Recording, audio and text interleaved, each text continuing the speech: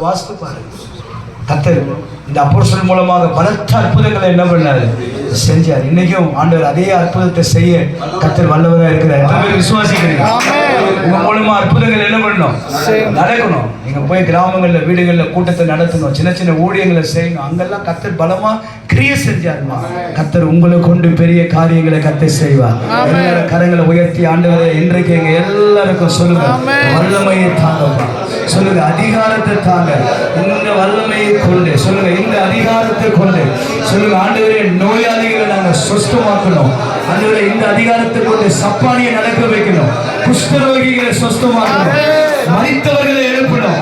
சொல்லுங்க ஆண்டவரே, அந்த அதிகாரத்தை ஓ ராகாவானா சண்டா ராகா, அந்த வல்லமையை சொல்லுங்க, அந்த அதிகாரத்தை அந்த வல்லமையை எங்க ஒவ்வொருவருக்கும் தாங்கப்பா, எங்க ஒவ்வொருவருக்கும் தாங்கப்பா. சொல்லுங்க, கேளுங்க, கேட்கிறவன் எவனும் பெற்றுக்கொள்ளுகிறான், கேட்கிறவன் எவனும் பெற்றுக்கொள்ளுகிறான்.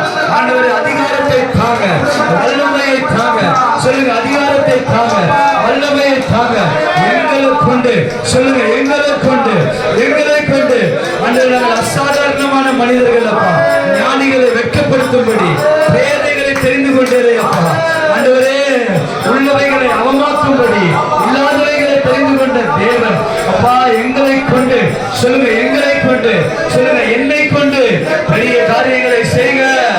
எங்க பட்டணத்தை அசைங்க, எங்க கிராமங்கள்ல எழுப்புதல், எங்க கிராமங்கள்ல அற்புத அடையாளங்கள் எங்களை கொண்டு நடக்கணும்ப்பா. நோயாளிகள் சுஸ்தமாகணும். சொல்லுங்க, நோயாளிகள் சுஸ்தமாகணும், செத்த உறுப்புகள் உயிர் மீட்சி அடையணும். ஆண்டவரே, எங்களை கொண்டு, எங்களை கொண்டு இயேசுவே சொல்லுங்க, தேவகுமார